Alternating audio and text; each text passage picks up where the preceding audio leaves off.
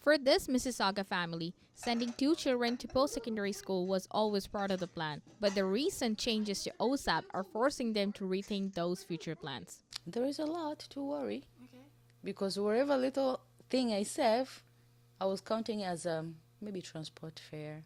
Shanola Sykes, a mother of 3, says things right now are a bit tricky. Because we live day to day, paycheck to paycheck. It's not a bit, it's very tricky for us. Yeah. 16-year-old Elisa Sykes is one of the 1,000 high school students that are entering into post-secondary. She's not hopeful. So knowing that I might have to take a loan to get through school, and then after that I have to pay off those loans while working, I feel like it'd be really stressful.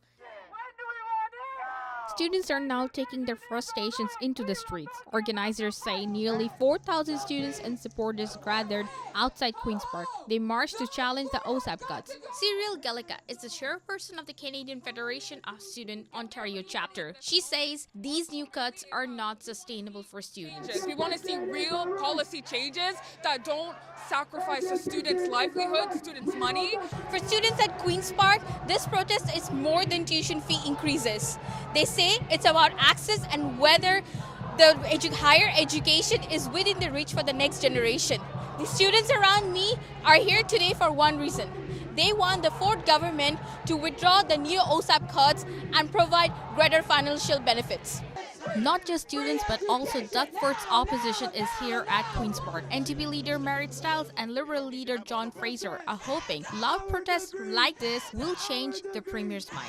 What they've been doing is starving education, and it's not good for students or their families. And let's not forget, Doug Ford, he grew up with a silver spoon in his mouth, and he hasn't been able to see past that silver spoon ever since he was elected. He never does. Premier Duckford has defended the changes. The province says the extra money, $6.4 billion, will help keep post-secondary institutions stable. But the Premier has also faced criticism for telling the students the type of course they should study. Because you're picking basket weaving courses, and there's not too many baskets being sold out there. Back here at Seneca, President of Seneca David Agnew says they are still trying to figure out just how much of that $6.4 billion Seneca will receive.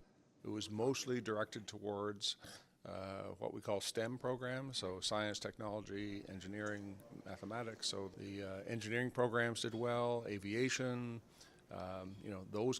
biological sciences, applied chemistry, those programs did well.